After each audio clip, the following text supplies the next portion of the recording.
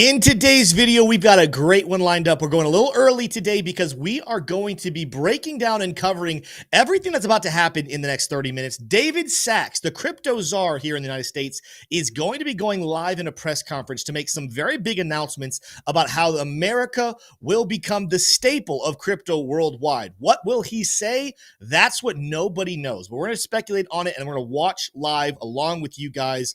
Make sure, go ahead right now, leave your comments down below or in the chat. What do you think the announcement's going to be? Do you think this is going to be majorly bullish for the crypto markets, or will this be another nothing burger that retraces the markets back down? I would love to get your feedback. While you're doing it, smash the like button, hit subscribe. But first, we got to roll an intro.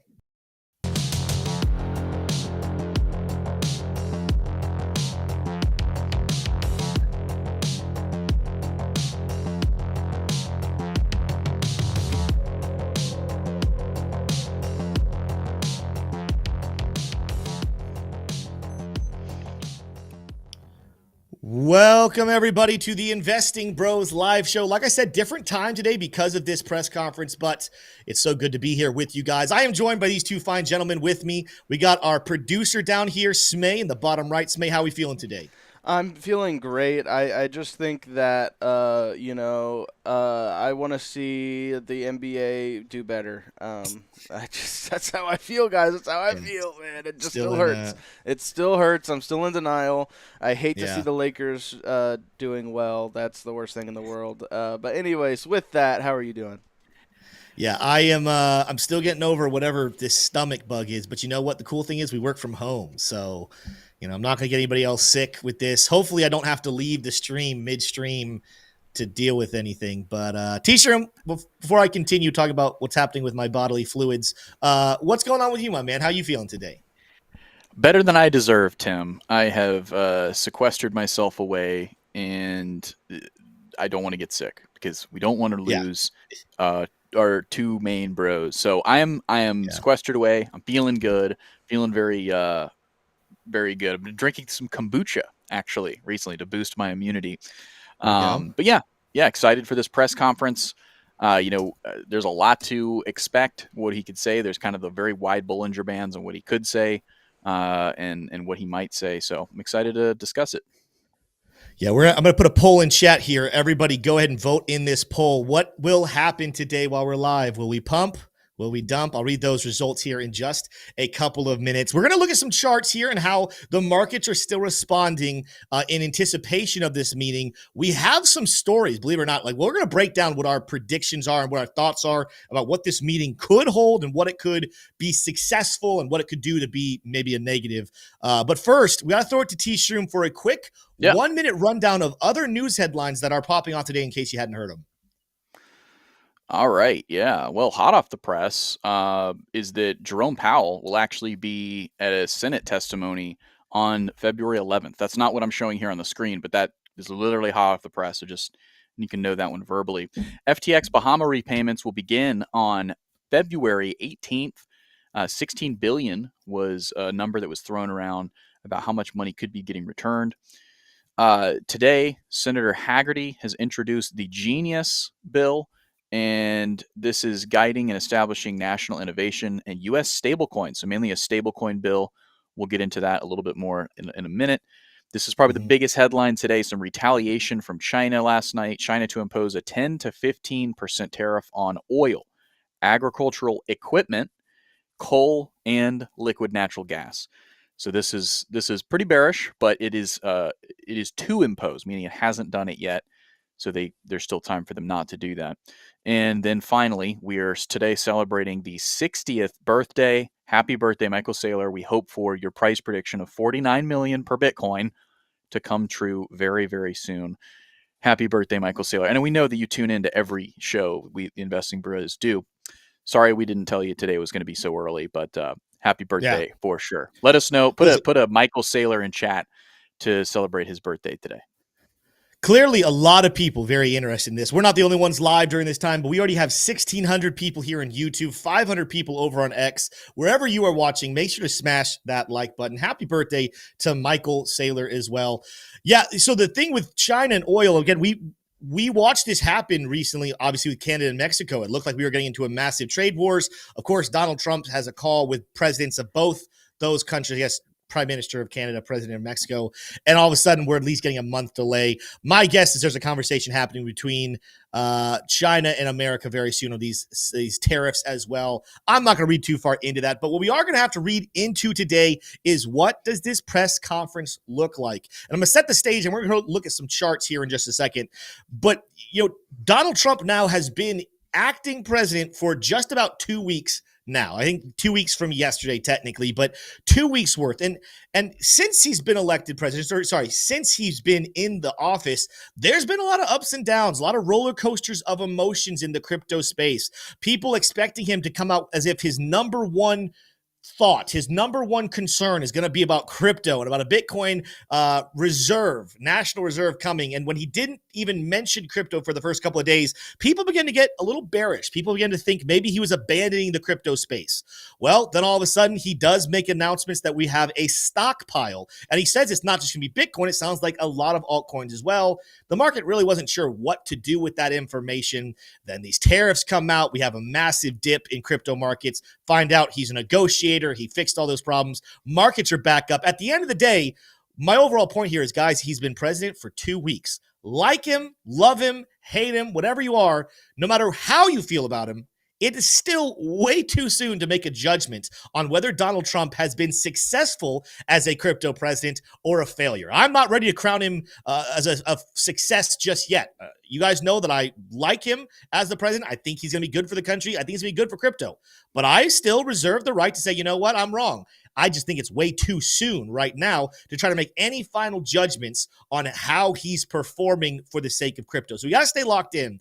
And that leads us into today's announcement that's going to be so huge because we have been sitting on the edge of our seats. We have been waiting for a massive announcement about, number one, what is the stance on Bitcoin going to be? Is it simply a stockpile? Will we see that national reserve that a lot of politicians have been talking about for a while? Are we going to hear something about regulatory clarity? This is a big thing. We're going to talk about our predictions here in a little bit, but there's billions, if not trillions of dollars on the sidelines right now that want to be invested in crypto but cannot until there's clarity when it comes to regulation. And today, David Sachs, the new Crypto Czar, he's going to be speaking about how America is going to be the world hub of crypto. It's hard to imagine regulation doesn't come up in this press conference whatsoever, because that is going to be a key that unlocks a lot of bullish pressure. I'll tell you right now, if he doesn't mention it, if this ends up being a nothing burger, yeah, I could see Bitcoin falling back at least down to lower 90s once again. But we'll talk about that more here in just a couple of minutes. Let's go over to the charts and let's see how Bitcoin is going. We're going to skip the bubbles today because what's more important is how are the charts responding right now. I'm on the hourly chart here for Bitcoin. Of course, we had this massive bottom position back here a couple days ago on the 2nd. Big volume, big wicks. We've shot to the upside. Yesterday, we did get all the way back up above 102,000, but we've now had a little bit of a cool off. We've pulled back down to levels we actually talked about in our VIP trading group over in our Discord. If you want to be a part of that, links are down below. If you want to be in our free Discord or paid membership group, you can't go wrong with either one. And now we've been kind of trading sideways here. We're in a nice little trading range, but it is so far positive. And as we're leading closer into this meeting, this little range moving slowly but surely higher is a sign of success. Right now, we are wrestling right there around 99,700, back at a former level of resistance.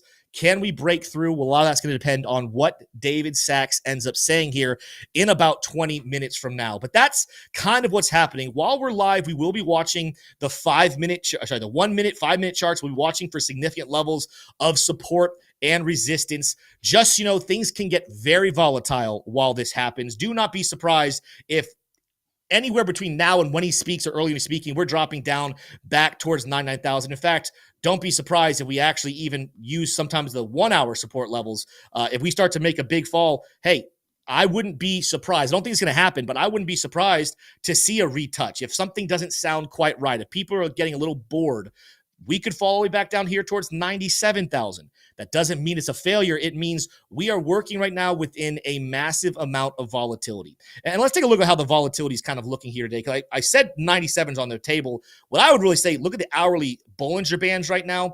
This is a constricting indicator that will be talking about a big breakout coming. It's actively constricted right now. We actually have a bottom here on 97.8, a high up here at 101.4. What does this mean? It means don't get too excited about the bullishness or the bearishness until a breakout of either this resistance or support level comes in. So as long as we stay above 97.8 and as long as we stay below 101.3, nothing really is being decided. When we start to see a stretching of these bands in either direction, that's when we should have a little bit more clarity on just what this meeting should mean for crypto. But like I said before, Bitcoin making some moves here, getting back up, might hit $100,000 here in a couple minutes. But again, it's not special until we break back above 101,300. Something else we're tracking right now, Bitcoin dominance after its massive rally. Let's turn off some indicators here. After a massive rally we just had not that long ago, when we saw Bitcoin dominance skyrocket back to 64%, it has cooled off. It's working the opposite direction. As Bitcoin is slowly still bleeding upwards, Bitcoin dominance is bleeding downwards. That is because a lot of altcoins are starting to make some moves, and none really are making bigger moves in the last couple of days than Ondo and Sui. We did these in technical analysis the last couple of days. Look at both these. Sui back up over the peaks we just had yesterday. Same with Ondo setting new highs on this rally here today. This is extremely, extremely bullish. Same thing that we're watching for. While we're stretching those upper Bollinger Bands on Ondo, when we're stretching them on Sui as well, let's see if there's a correction here or if we start to expand. And if that expansion starts to happen, now all of a sudden you're starting to take a look at much larger time frames. You're starting to look up here. Wouldn't be surprised to see Sui skyrocket back up above $4, maybe even push as high as $4.50 in a short amount of time. When it comes to Ondo, it's a little bit closer, but we're looking somewhere around 167, maybe into this take profit range around 174. But if we start to see bullishness, we could easily shoot back up.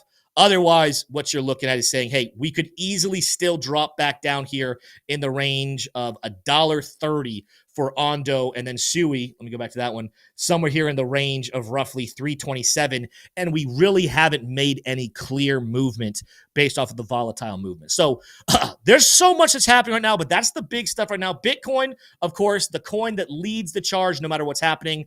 Our two biggest movers today amongst the altcoins, Ondo and Sui. What are we looking at there?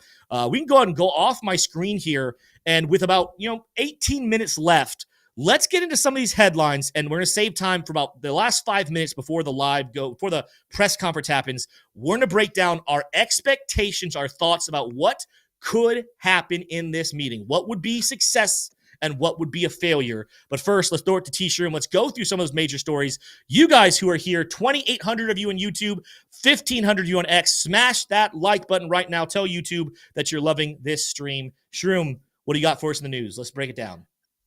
Yeah, well, for those of you just tuning in, it's a real honor. Thank you so much for choosing the Investing Bros as the way to watch the Crypto Czar, David Sachs. He's about to be going live here in a little less than 15 minutes. So stay tuned. We're going to be showing it here on this channel. You don't need to find a link to anything else. What do I think David Sachs, the Crypto Czar, is going to say? Well, I've been listening to David Sachs's podcast for the last 2 years. His podcast is called the All In Podcast, where himself and 4 other high-level VC, venture capitalist investors talk about the future of all kinds of industries, self-driving cars, AI, and obviously crypto. So he is well studied, and Donald Trump made a great selection when he picked David Sachs. David Sachs is becoming a household name in the investment class. Here's what I think we might hear from David Sachs. In the most bullish case, I think what we might hear is a revealing of which blockchain that the United States Treasury Department may start to use to process payments. Maybe it's XRP, maybe it's AVAX, maybe it's Bitcoin, Ethereum, Solana, Sui, just to name a few. Maybe it's one I didn't say there. Maybe it's Cardano. So the revelation of what blockchain might start to get integrated into the fabric of the U.S. government systems itself, that would be huge. I think it's a low likelihood that we hear that from David Sachs, but I wouldn't completely rule it out. Regulation is huge. A lot of what David Sachs is going to be working on is advising the Senate, the Congress, and of course, Donald Trump himself, but specifically the subcommittees, the financial subcommittees of the Senate and the House, on what crypto is and how it can be integrated and leveraged by the US government, and how the private sector of the US economy should be able to use crypto, how it shouldn't be able to use crypto, and how the categories of cryptocurrencies break down. Some are going to be some of them are going to be currencies, some will be commodities, some will be collectibles, and unfortunately, some of them will be securities as well, he said. So some cryptocurrencies will be treated like securities and regulated under the Securities and Exchange Commission under the existing rule set there. So providing a lot of regulatory clarity for how banks can custody crypto on behalf of their clients, on how investment banks can invest crypto on behalf of their clients. So providing regulatory to the banking industry as it relates to crypto. We did get some information last week from Jerome Powell, the head of the financial world, when it comes to banking regulation. He's the chairman of the Federal Reserve. He gave a nod when asked the question by a journalist, what does it look like for banks to custody crypto? Jerome Powell kind of gave the light green light, the light thumbs up, not a complete and full endorsement of crypto, but saying it is lawful, it is okay for banks to manage crypto investments. And then also the sovereign wealth fund that was announced yesterday in an EO, in an executive order by the White House, by Donald Trump, establishing a sovereign wealth fund. The two most notable sovereign wealth funds in the world are Norway, which is a $1.7 trillion sovereign wealth fund. They invest in everything from oil companies to oil itself, commodities. And there's many, many other sovereign wealth funds. The Saudi Arabian wealth fund, a $900 billion wealth fund, is very interesting as well. It also invests into companies around the world and a lot of petroleum projects around the world as well.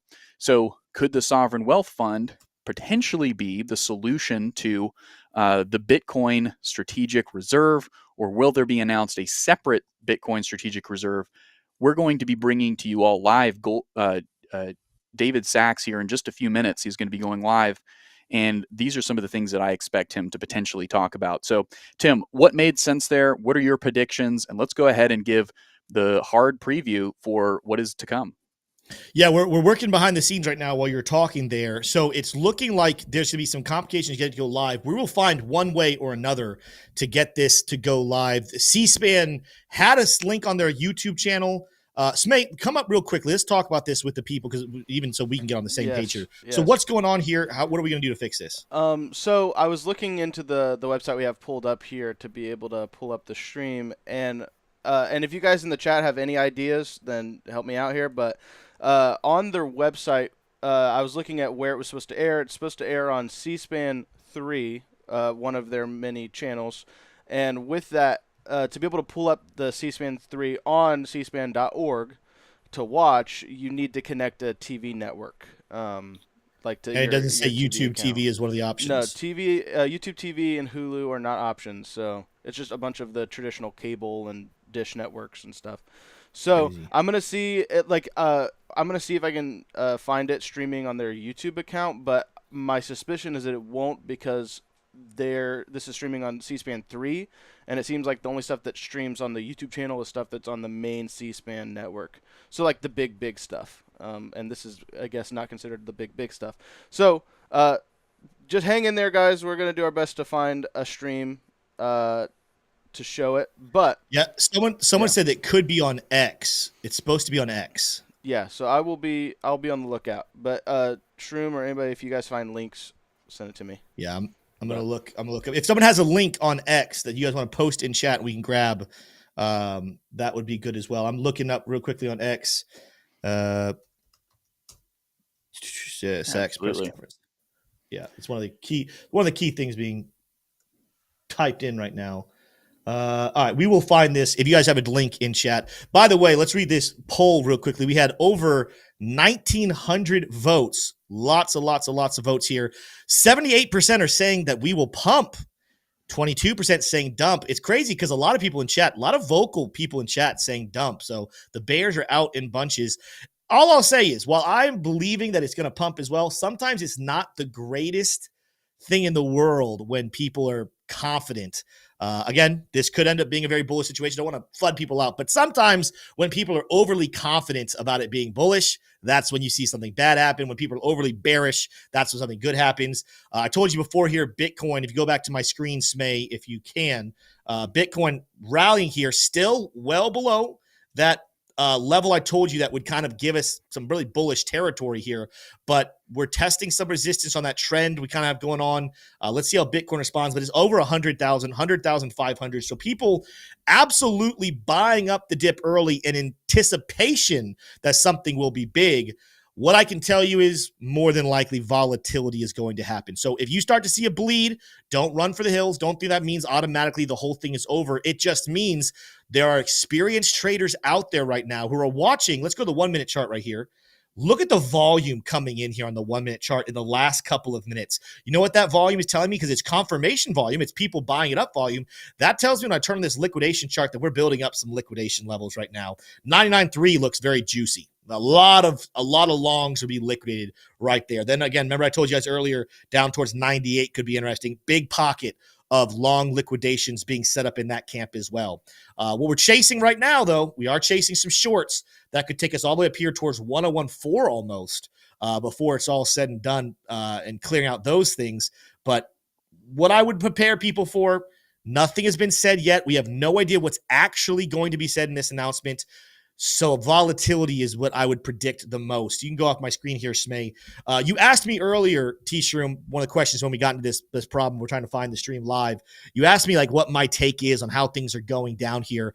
You know, I'm going to be very clear. Nobody knows 100% what he's going to say. I have to imagine regulation is going to be a part of it. David Sachs is a very big Bitcoin fan. I've got to imagine he's going to mention Bitcoin specifically in one way or another, whether that is the Bitcoin reserve, which I think would be phenomenal, or whether he just talks about Bitcoin and what it can do in a stockpile or in this new event they talked about yesterday where we have a sovereign wealth fund. Like, what is Bitcoin's role going to be there? I think disappointment, Shroom, would be him just coming out and echoing that news headline. Just saying, hey, guys, we're so excited about a crypto stockpile. We're so excited about a crypto sovereign wealth fund. We're really excited about what the future looks like. Thank you for being here. Goodbye. Like, if that's what he says, I'm not predicting we drop to like 80,000 or 70,000 based off it, but that would be a nothing burger. That would be very disappointing, and I do expect crypto prices to drop. Let's talk about the other end, though, right? Because the reasonable expectation is he's going to talk about regulatory clarity. He's going to talk probably about the stockpile and about what could happen in terms of the sovereign wealth fund. Let's go to potentially a crazy bullish situation that I cannot guarantee is going to happen. We have no reasons to necessarily say for sure it's going to happen, but it would make sense. With all these tariffs being talked about, with Trump not backing down and wanting even long-term tariffs to be a big part of the plan, at some point, the only thing that would make it worth it is if taxes got brought up, if tax breaks or tax issues were brought up to relieve the American people. And we know that this press conference is supposed to be talking about how we want America to be the hub, the central place worldwide where crypto flocks to be successful. We know this is something that Trump and a lot of his associates want to do.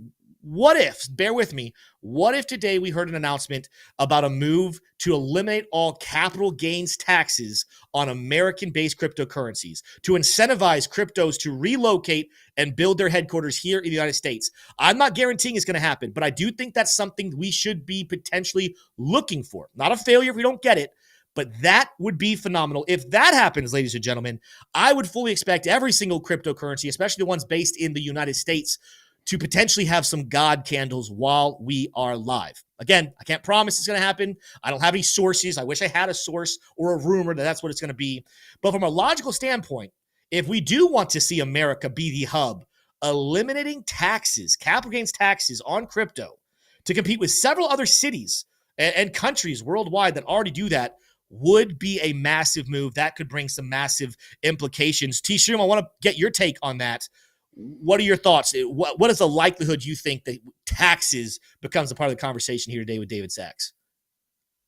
I think it could. I think it could be. And, depending on whether they go all the way and make it, free capital gains, meaning 0%, or whether they find a happy medium and bring it down to 5 or 2% capital gains, this would be a boon for American crypto. Now, what does that even mean? That's a tough question to answer. This is one of the things that we'll be seeking clarification, the industry will be seeking clarification on, is what does it mean to be an American crypto, right? Does that mean that you have a headquarters in America? Well, Bitcoin doesn't have a headquarters anywhere, right? So there's a lot of questions there that'll need clarity if indeed Trump wants to kind of put his America first spin on the crypto industry. Of course, there are some crypto projects that do have headquarters in the United States. Would it disproportionately benefit them? Yes, I think it absolutely would. If the capital gains tax favorability, meaning a lowering of the capital gains tax for American cryptos to be traded, to be invested in, and sold for a profit, if that was the decision that they went with, it's not clear that that's what they would do, right? In my opinion, that would be a good idea, obviously, but I'm very biased as a crypto trader and investor. Would raise questions about Ethereum, because Ethereum is much more of a kind of a European project. I believe the headquarters of the Ethereum Foundation is in Europe.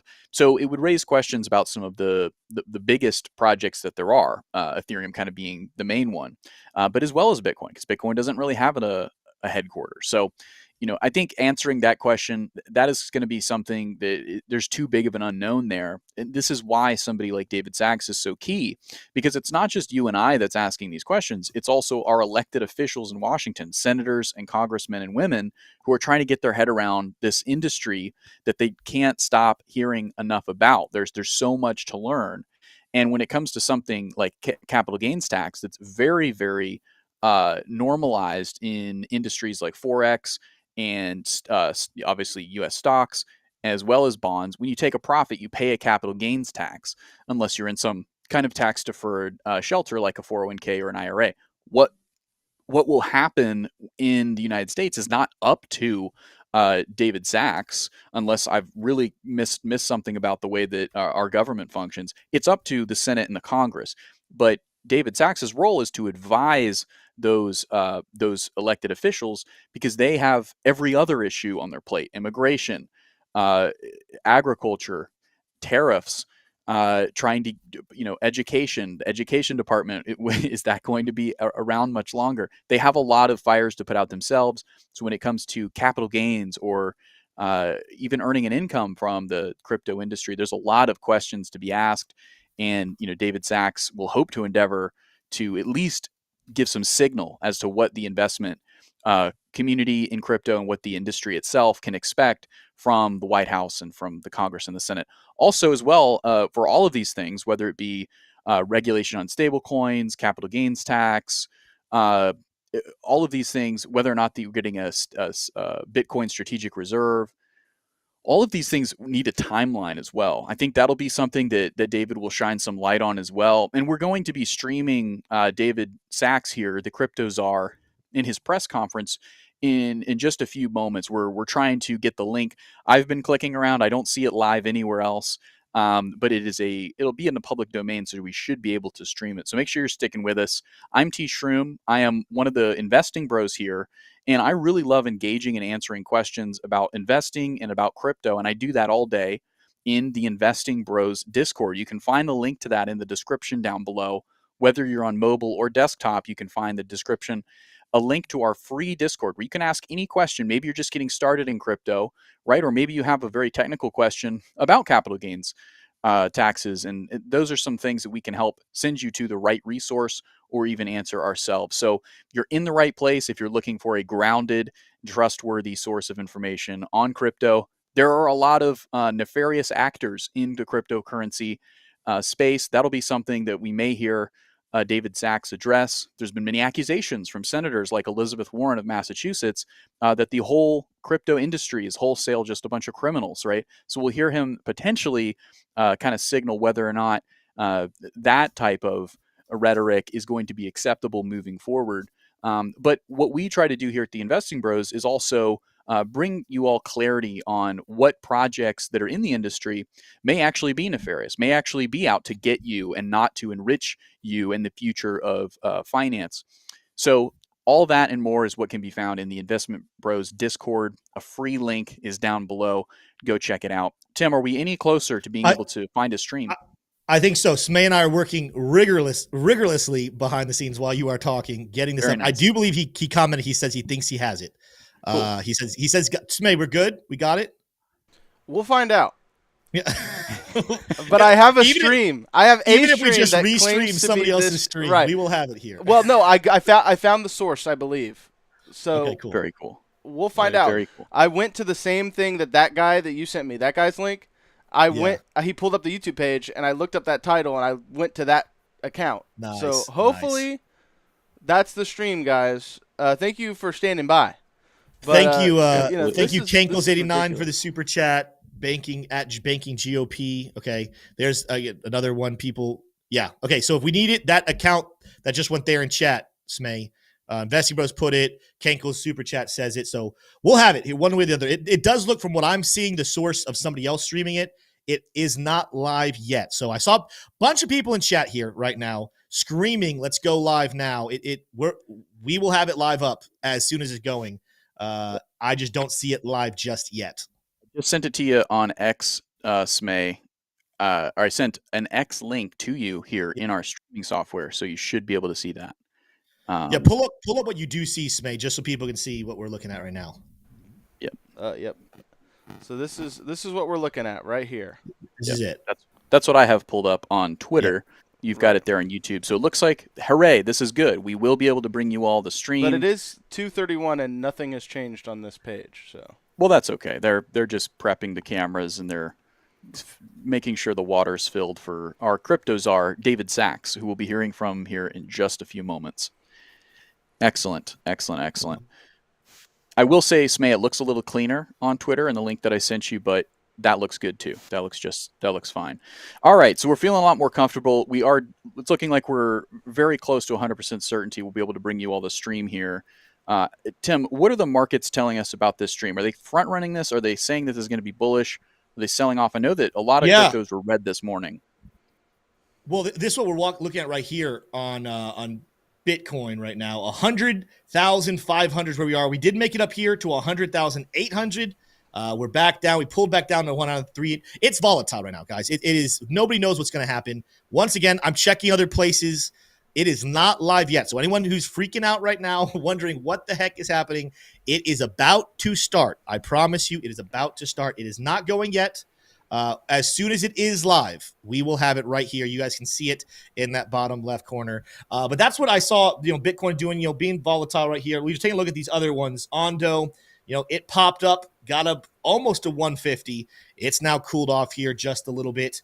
Let's pull up some support levels here on the 1 minute chart. It's going to be very interesting.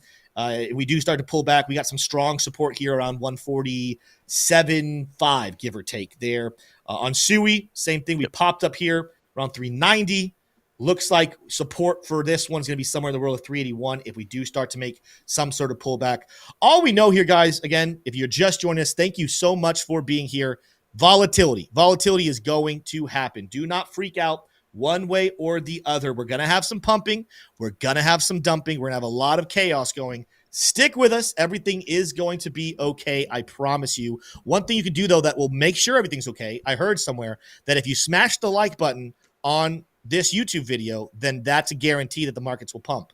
And for legal purposes, I'm going to tell you that was a lie. I can't guarantee any pumps in liking the stream, but I can guarantee that it'll make me smile seeing you guys smash that like button. 6,600 people here. Just before we go live here, because I'm pretty sure that this stream will be starting here any second. They said 2:30, but things in Washington sometimes take a little bit longer to get started. There's a lot going on, a lot of details to get lined up.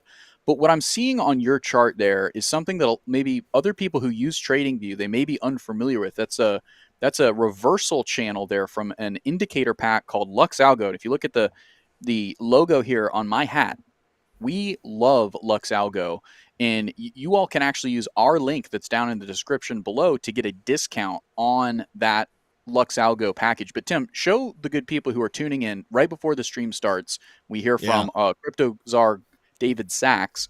Show the good people what these indicators can really do.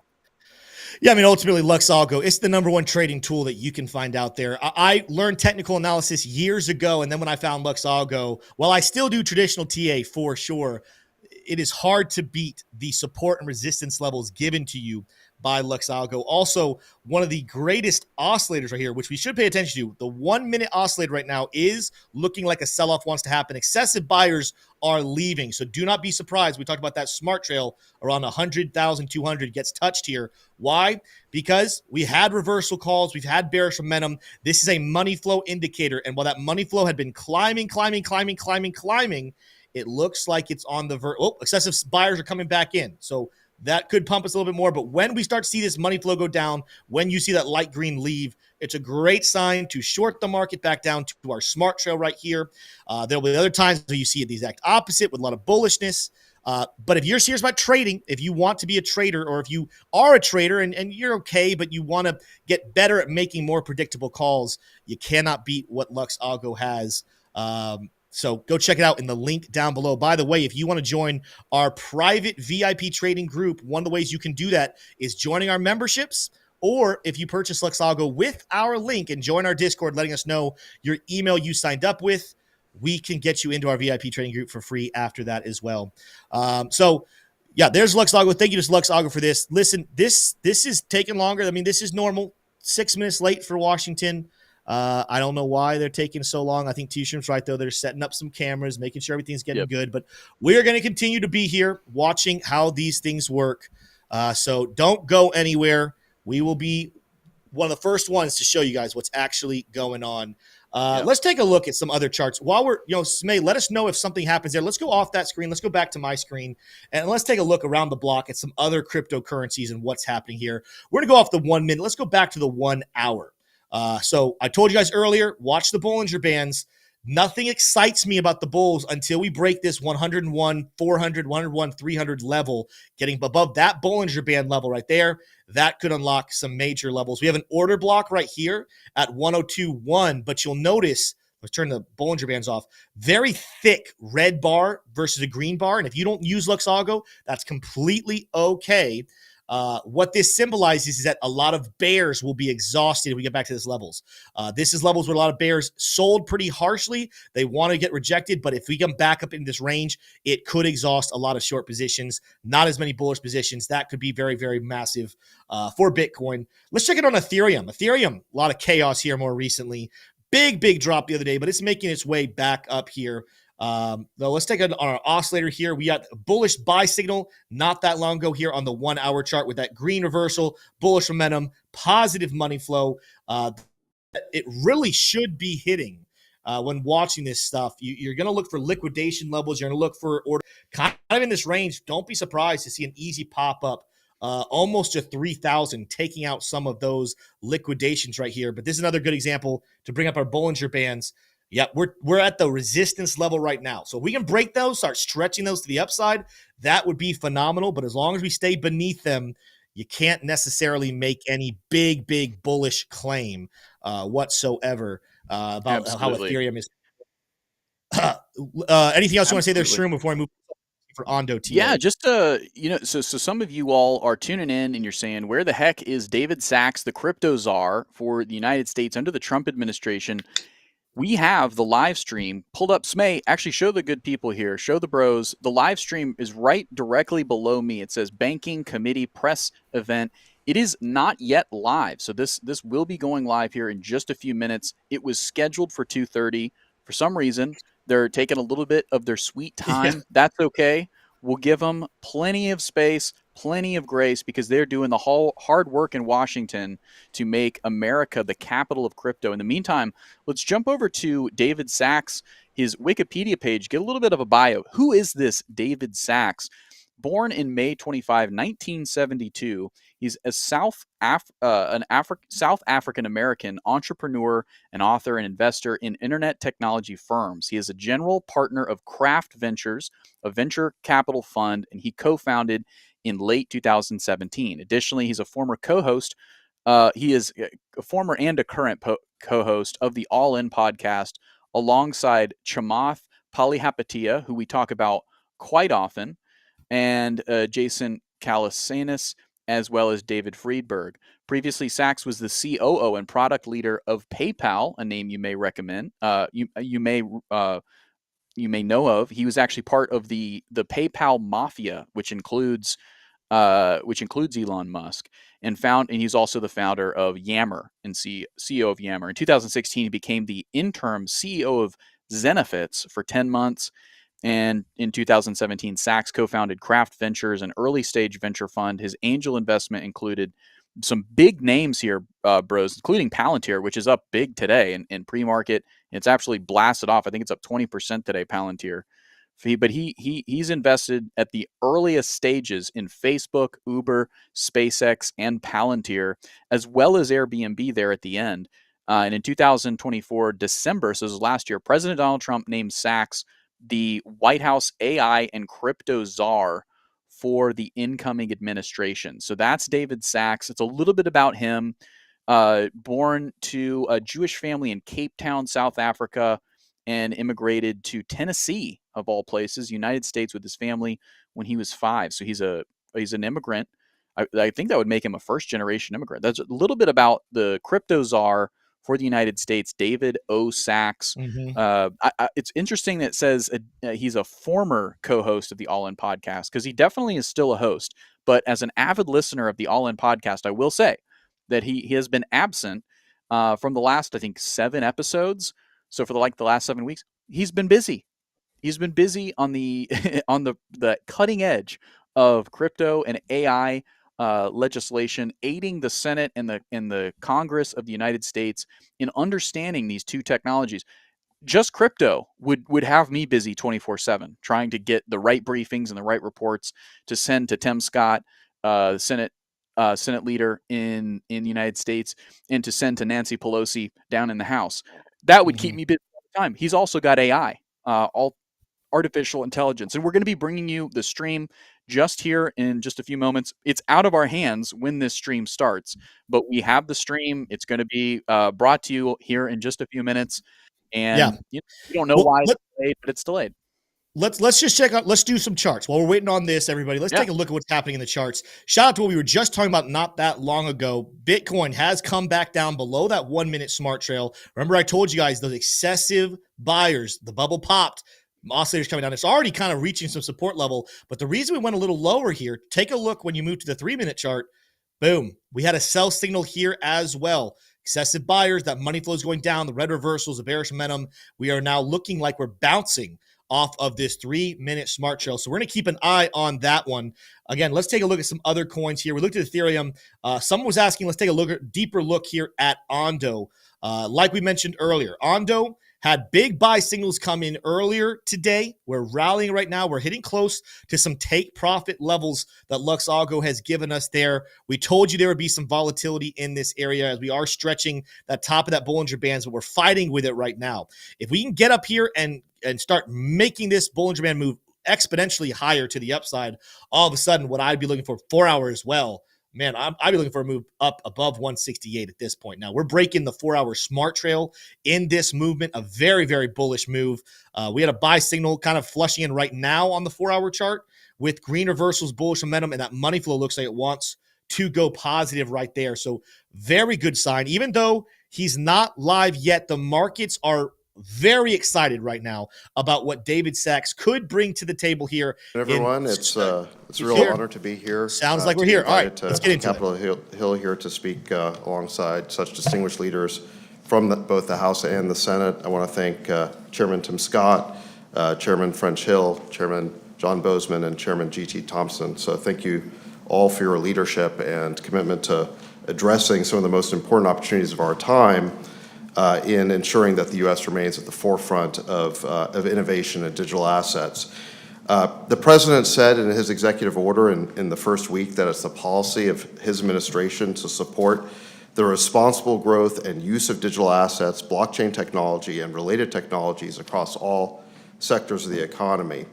And he established an executive branch working group for digital assets, which includes Secretary Besson at Treasury, Secretary Noem, soon-to-be confirmed Attorney General Bondi, Secretary Lutnick at Commerce, and all the other key administration officials that have an equity in crypto.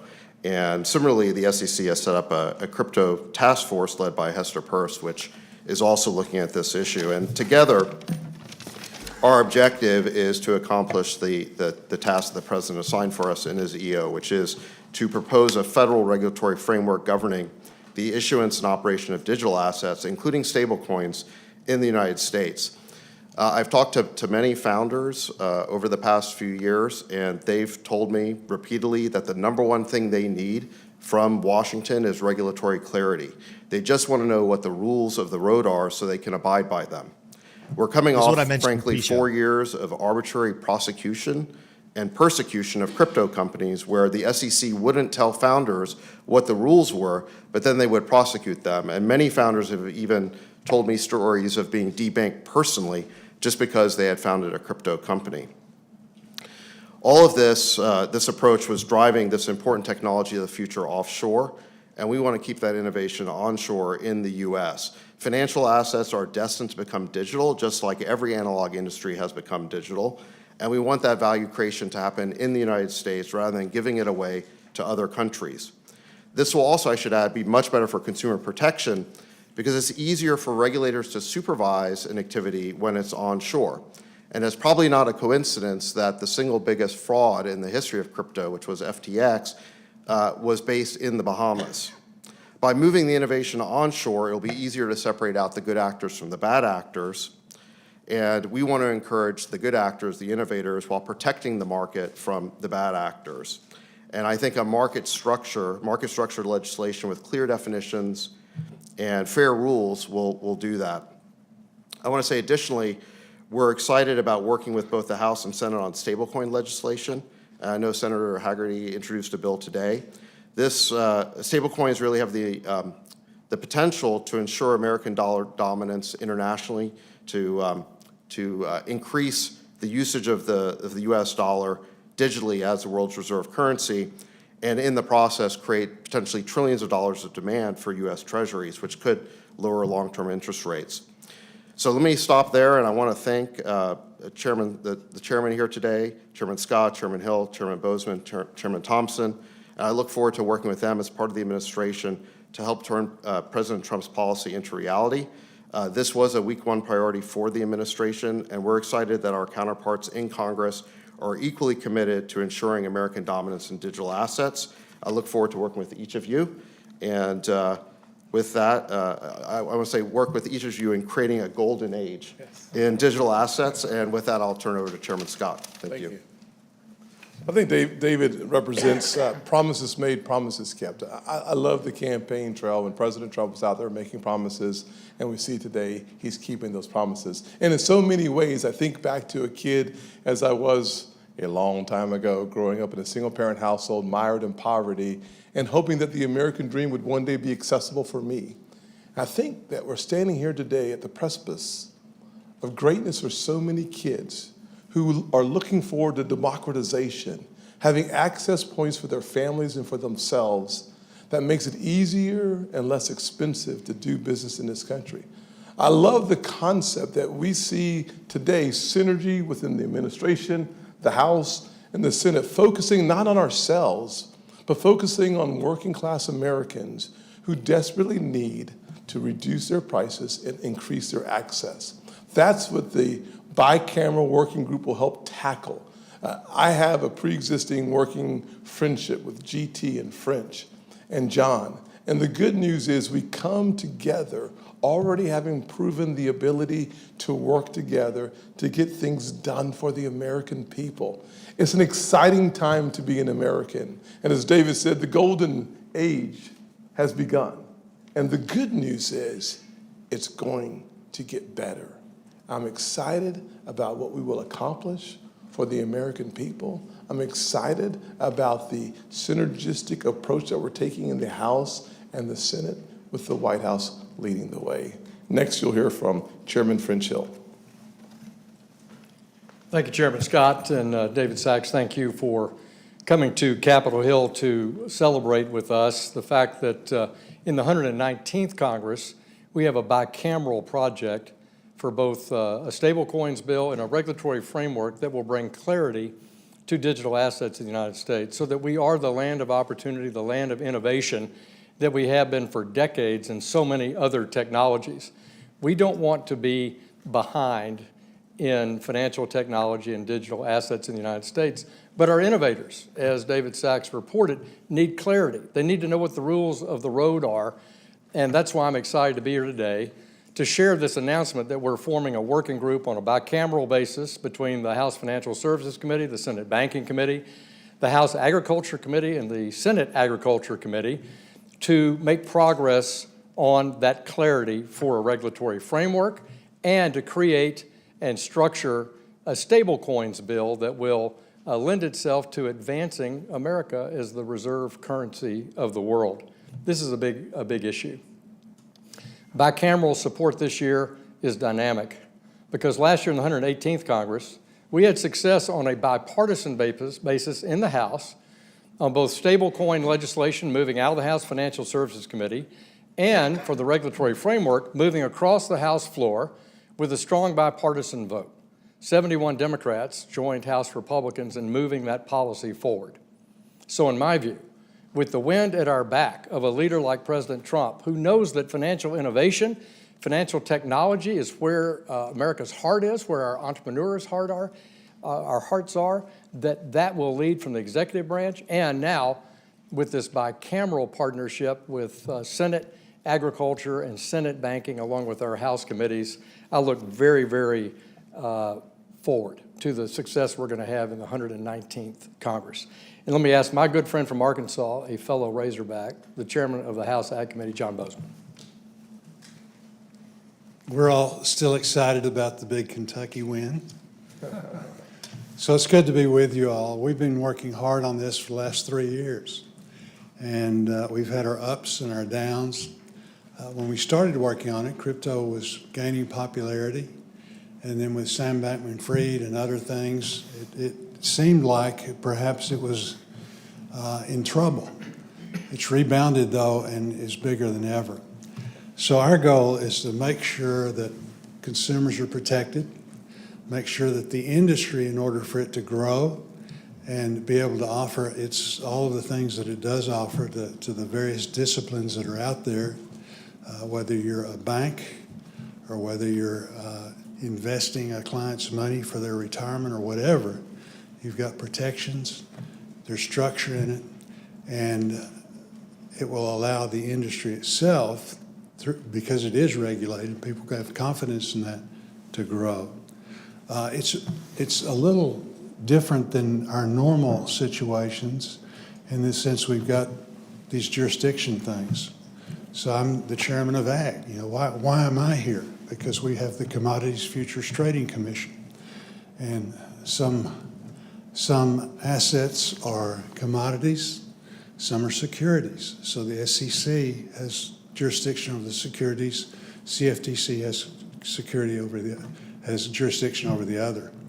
So the idea that we're working together, again, we've all been working separately. We've made progress over the last several years, but working together now with purpose, and then also having the White House, having the czar over here, again, to visit with him and really set up a structure so that we can get a final structure to make this thing work is very, very important. So I appreciate Senator Scott, I think, really coming up with that idea. And I think it's a good one, and we're looking forward to actually get some things accomplished in the next several months.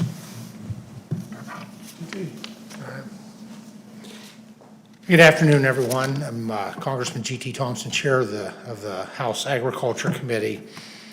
And this is what we're doing today is sort of the next step in what will be a milestone, which will be a great accomplishment for our country.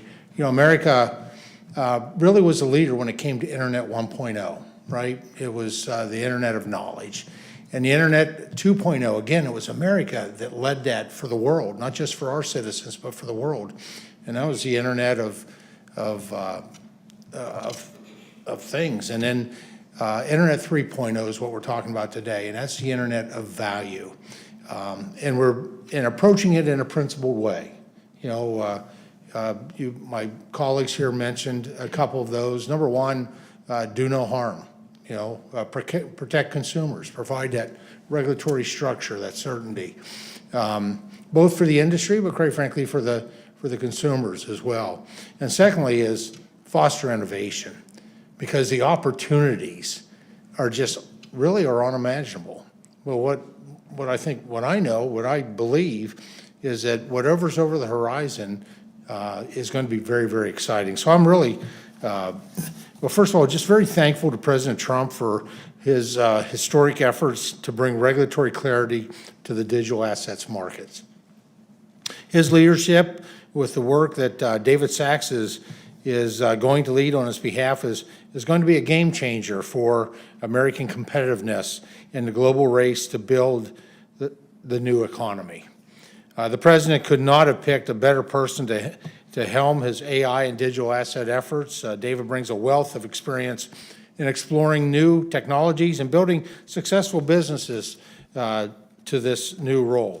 You know, we've had great conversations, and I know that he is laser focused on bringing certainty to digital asset markets. I want to congratulate my friend Chairman French Hill. He is the right man to lead the Financial Services Committee in the House at this moment, in this time, and he's a great partner and the type of leader that we need to advance this issue.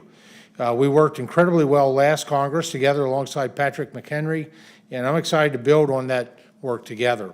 I also want to congratulate our newly elevated Senate colleagues, Chairman Boozman and Chairman Scott. Perhaps there's no one more pleased than me to be able to say Chairman Boozman. John and Tim and their members are going to bring a wealth of talent and expertise to this discussion from the Senate majority. We did incredible work in the House last Congress in the 118th, and I'm proud of the efforts that went into our historic vote on FIT 21. I'm equally excited to have these partners and a new administration in place to be able to finish the job. I'm thrilled to lead House Agriculture Committee members as we work with this incredible team to put a bill on President Trump's desk. And I think at this point we're going to be in a position to take a few questions. Thank you, everyone. We're going to take some questions from the crowd. When you direct your questions, can you please say your name and the outlet you're with? Emily, we'll start with you. Emily Wilkins, CNBC. Thanks so much for holding this today. I wanted to start off, you're talking about legislation. Can you talk a little bit about FIT 21 last time, the bill that you plan to introduce again? What differences are you going to see now that we have the trifecta in Washington? Well, thanks, Emily. We did do good work, good, strong bipartisan work on FIT 21, which was the clarity for a market structure bill. That bill, I think, had the basics for the exact bill that we'll propose to introduce again in the 119th Congress. There may be some modest changes, but it had bipartisan support. We did a lot of work in our markup and in the floor preparation for it in both the Ag Committee under Dusty Johnson leadership and G.T. Thompson's leadership, and in House Financial Services. So on the regulatory framework bill, that'll be the approach that the House takes. On stable coins, I think you'll see us have a bill that's very similar to the approach that's been taken in the Senate. Recently, Senator Hagerty's introduced legislation. That bill was closer to the original proposal that Patrick McHenry put in place early in the 118th Congress, and I think you'll see the House expose a draft for stable coins that would be similar to the approach taken by Senator Hagerty. But let me ask GT or to comment or Tim.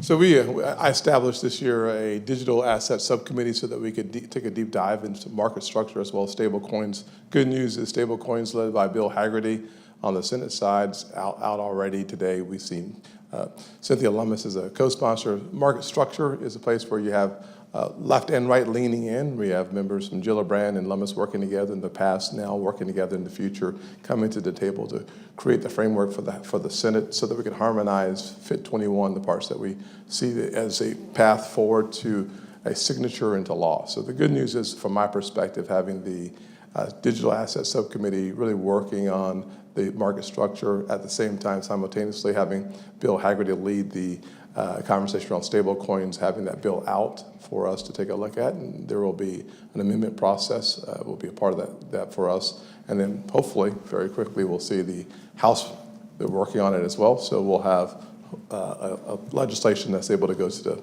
the President's desk. Let me just say, I'm very proud of the work that we did in 118th with Fit 21. And that was done in, you heard others talk about, we had Republicans and Democrats, certainly in committee and on the House floor, significant vote that we achieved. But I like to say we achieved that in a tripartisan way. We worked in bringing the industry, bringing key stakeholders to the table. And so I look forward to, quite frankly, on working with my colleagues here and President Trump to, to continue that process of refining what we do, whether it's market structures and the other aspects of this bill. Hi, Brendan Peterson with Punchbowl News. I wanted to ask if you all are thinking about making changes to anti-money laundering law as a part of this push, given the concerns we've heard about banking in the crypto sector and beyond, and the broader concerns about money transmitter licenses and the sensitivities of AML. You want to start? Yeah. We're certainly open for discussion. One of the things that the subcommittee will take a look at is the whole playing field. I mean, at the end of the day, to get all of our members on board, we're going to have to be open to comments and thoughts on the issue. I think we're in a good place. The Bank Secrecy Act is something that we've discussed with the other side. They have a focus on it. I think that the broader conversation should not be about digital assets alone. It's about bad actors doing bad things by any means necessary. And so having that conversation from a panoramic view and not simply from an digital asset perspective is going to be important for us to get to the end of that conversation. Brendan, I would add, having been the subcommittee chair in the last Congress, and Brian Stiles is going to have that mission this time. He'll do an excellent job, I think, on the market structure bill and the stablecoin bill as it relates to the security aspects of it. We were very sensitive in the 118th Congress about the law enforcement aspects of digital assets, not any different than we are about any other means of transfer of or payment method, whether you're talking about cash or the ACH system or real-time payments. This is an important point. I agree with Senator Scott completely. We'll listen to our members. But in the drafts that we pro-offered last year that, as I say, we had bipartisan support for, they had strict AML standards in them for this digital arrangement for digital assets that are not unlike the requirements out in the analog financial services space.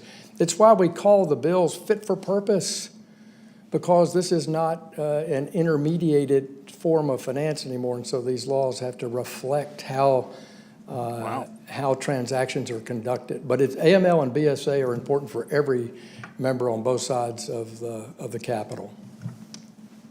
Thank you. Thank you for doing this.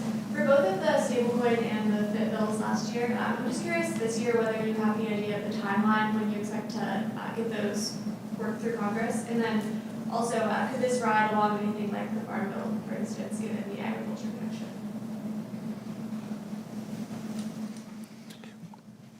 Well, we have to work on getting the Farm Bill, and we're going to do that.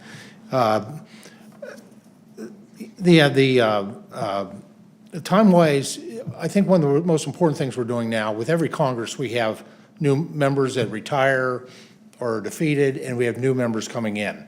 So we're starting that now and have started member education. And quite honestly, crypto is not the easiest thing to wrap your mind around. Not everyone comes into Congress with a good, full understanding and a thorough knowledge. And so member education is what our first goal is here. And then how it times up, it is, I think we've shown the ability to be able to move a market structures bill, well, Fit 21 as a whole, out of the House in the past. I think we're probably in a really good position to, when we conclude our work and preparation this time around, to be able to do that. So I don't see this being attached to a farm bill. Thank you. Hang on one second. I would say if was thinking about this a little bit. I think what we have is an opportunity to get things done. My theory is the first 100 days of a new administration is important. On the Senate side, my goal is to be as aggressive as possible to achieve an objective of having bills through the Senate in 100 days. Just to go back to Emily's question on this and combine it with timing, Maeve, is here's the way to think about it. We did a lot of work in the 118th Congress in the House. So we're prepared to move forward in the House Financial Services Committee, and I won't speak for Chairman Thompson, by introducing legislation or having discussion drafts of our legislation, attaching those to a set of committee hearings. But it's exactly as GT points out. We have new members. We've got to do new member education. And so we have to level set here. This is why Chairman Bozeman and Chairman Scott have stepped up digital assets at a subcommittee level to bring members along and do that member education here in the Senate, something that in the House, we had the benefit, obviously of 2 Congresses working on that. So I think a key element now, though, is the education and technical assistance that can be provided to members both in the House and Senate from the executive branch now as President Trump's leadership posts are confirmed, and key among them is his AI and crypto advisor, David Sachs. And David, would you want to speak to this issue of helping members Get back up there, come David. up to speed? Yeah, I mean, absolutely. So this is what we're here for, and I actually did a session even before the start of this Congress with Speaker Johnson. We did a great sort of open dialogue with members of the House in that case, and I think part of what we're here to do is provide resources on education. Some of them can be outside advisors, kind of luminaries in the industry, and we're talking to a lot of those people. And then, I'm also available anytime to talk to members about this. It can, crypto can be a esoteric subject, and it is good to explain it, to kind of demystify it, because I think once you understand that, you've kind of got the cryptocurrency itself, like Bitcoin, but then what it really runs on are blockchains, which are just distributed ledgers. It's really a new type of decentralized computing platform, and there's a lot of things that can be built on that computing platform. So in any event, we're happy here to provide those resources to help explain it, both on Capitol Hill and beyond. Explain, educate, legislate. With Politico, thanks for doing this. Senator Hagerty is out with a stablecoin bill today. Given that that's out there and that there's been more consensus in the past on stablecoins as opposed to market structure, do you plan to move first on stablecoins ahead of market structure? And relatedly, to what extent in both of these processes do you plan to engage Democrats versus going at it alone now that you have the trifecta? Yeah. So the bill's out, as you know. We have been working with Democrats already on the bill. You'll see co-sponsors will line up on both sides.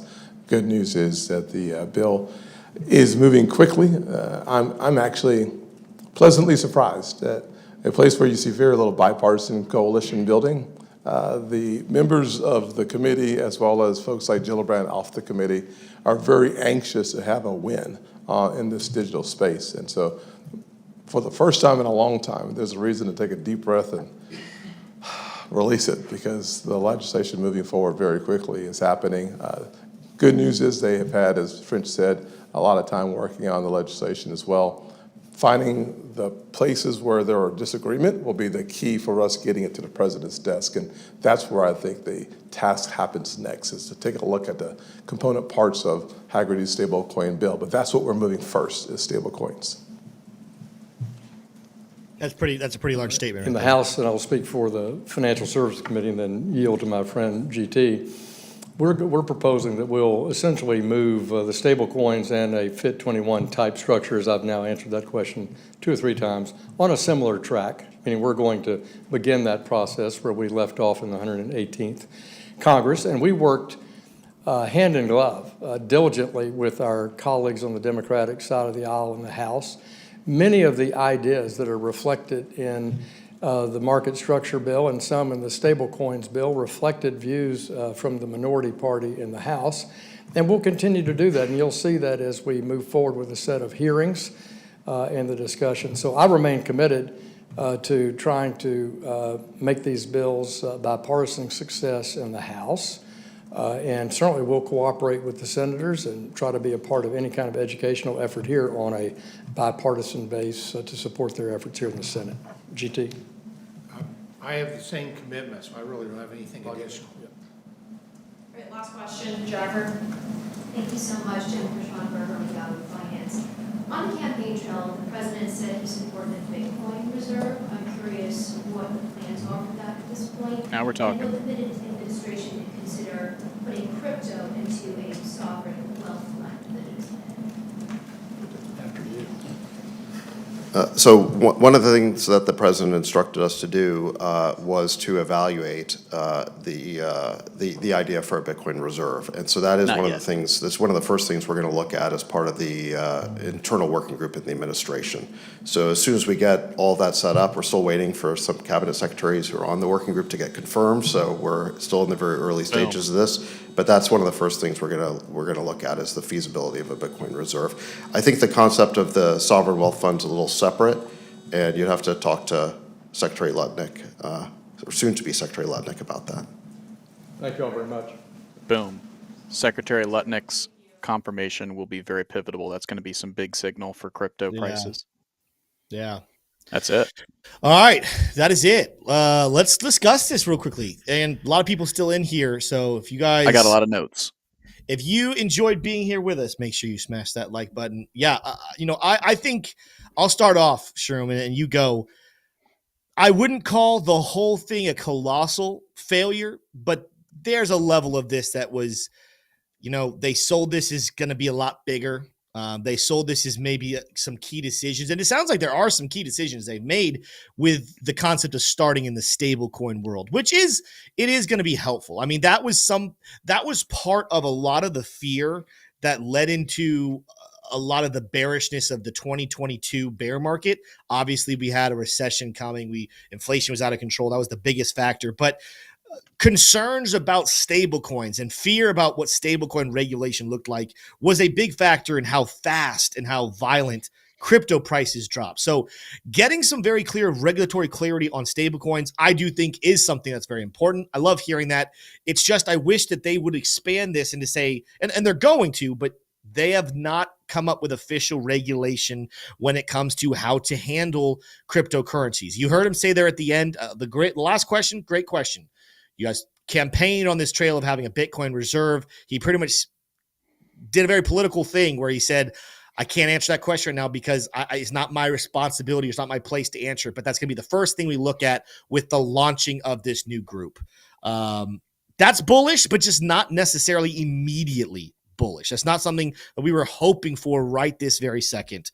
I'll tell you this. I think the press conference was underwhelming. I think it's not what people wanted to hear, but I don't know if I would call it a colossal failure, but it is another kick the can down the road of when will we actually find out what's the regulation look like for investing in Ondo and Sui and Chainlink and Ethereum and Solana.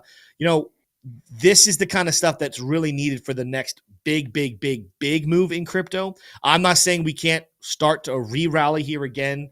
I don't think this press conference is going to cause the crypto markets to crash. See a lot of people in chat saying 80,000 incoming, 70,000 incoming. I think that's a little bit rash, but this is not what you wanted to hear if you were saying, hey, let's look for a Bitcoin move back up above 109,000 today. We didn't get that. Unfortunately, we did not get that. But I want to throw it to you, Shroom, kind of break down. You took probably more notes than I did. What are your big takeaways from this meeting overall? Yeah, well, so clearly they miscommunicated what this was. I think it's a classic crypto media kind of mistake is to take an event and run with it as if it's going to be the biggest bullish thing ever. But it was miscommunicated what this was. Let's reframe it now for everybody to understand what this was. This was a priority list, and it was a public announcement of a bicameral working group. What is bicameral? It sounds like bipartisan. Bipartisan means Republicans and Democrats working together. Bicameral means the Senate and the House working together. Bicameral means two parts of one government. So that is really the big significant announcement from Washington. We also heard Tim Scott saying that he's really impressed with the velocity of the legislation, how quickly it's moving through Congress, because a lot of these guys own crypto, especially Nancy Pelosi on the Senate and the House. So the velocity of the legislation is unlike what he's seen before. It's getting a lot of bipartisan and bicameral support. Okay. Mhm. They're setting up they also kind of clarified, okay, what is the structure of this new regulatory arrangement going to look like? They gave a lot of meat to those bones. Again, for lobbyists who are working in Washington on part of the crypto industry, you might think of, Coinbase's. They have an organization, Stand with Crypto. They were really the audience for this. Welcome to being in an interest group. Those of you who are watching and listening to my voice, you hear again and again, big oil lobbyists, big pharmaceutical lobbyists, big education lobbyists, whatever it is. You are in an interest group. You just participated in what lobbyists participate in. They got clear feedback on what their efforts have bore. What have our efforts bore? A bicameral working group. That may not sound like the most bullish thing that's going to go Sexy. out. It's not the sexy headline people wanted. But it is framing what is to come. So if you are not prepared to be patient, you shouldn't be investing, and you absolutely shouldn't be trading. You should take all your money, put it in the S&P 500. If you're in the UK, put it in the FTSE. If you're in Germany, put it in the DAX, and just go to sleep, right? But if you want to challenge yourself, make yourself better, learn how to not only invest and beat the S&P 500, make 9% annual growth look like a child's play, then you want to be in crypto, you want to be in tech stocks, and you can learn about all that in our Discord in the link below, and it's completely free. Check it out in the link below. We help people understand how to engage in the crypto industry without taking on more risk than you need to. A lot of people think that they're ready to go buy small cap crypto companies and projects that are less than $1 billion projects. If you've been in crypto for a while, that might be appropriate for you to do. But what we specialize in here in the Investing Bros is helping people stay out of the ultra high risk section of crypto and just go and allocate their investments into what the market has already determined through the last bull cycles is a sound investment as far as crypto goes. And I'll tell you right now, Bitcoin is far and away the best investment. So let's talk a little bit more about what we learned from this hearing. We heard from David Sachs, and David Sachs's framing was essentially announcing the members and the subcommittees from the Senate and the House that will be participating in this bicameral working group to outline the future of crypto regulation in the United States. It's big. It's way slower paced than what you probably wanted. I know it's slower paced than what I wanted. I gave my prediction of what we'd be talking about. The only crypto that was mentioned was Bitcoin. That's great, right? That's great, but it had to be prompted by a journalist question. So I think more than anything, I have a problem more with how they framed what this press conference was going to be, more than I have a problem with what they said, because what they said is full steam ahead, bullish for crypto, bullish for Bitcoin. If you're taking away the conclusion that you should sell your altcoins or sell Bitcoin from this, or sell MicroStrategies, or sell Coinbase or Tesla, that is the wrong takeaway in my opinion, unless you have a very short trade duration. I think this is just bullish, right? It's just incrementally bullish. It's not send XRP to the moon, send Bitcoin to 200, 300,000, send Ethereum to 10,000. That's not what this meeting was. This meeting was saying, hey, we realize we've screwed up as a financial regulator, interorganizational body of regulators. We are now taking crypto seriously, and we're going to continue to go slow and go methodical, but we are now taking it seriously. Oh, and by the way, Howard Lutnick is going to be the Secretary of Commerce, and he hasn't even been confirmed yet. That was one of the main points that David made at the end when the journalist asked him, hey, what about the strategic Bitcoin reserve? He said, and this is something that we told you on the Investing Bros last week, a lot of the reason why we're not seeing liftoff from cryptos and Bitcoin is because all of the members of the team Bitcoin, Team Crypto, are not yet confirmed by the Senate. right? Entire Mhm. directors of entire departments of the White House, of the executive branch, have not yet gotten the green light, the thumbs up from the Senate that has to confirm them. So of course, legislation, regulatory clarity cannot come forth just yet. But rest assured, it will.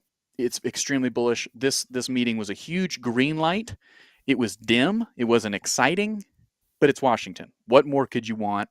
They name dropped Fit 21. They name dropped the other legislation from Senator Haggerty, the Genius Bill, Mm. guiding and establish national innovation in the U.S. Stablecoins Act. That's kind of mimic a lot of what we've seen from MiCA in the European Union.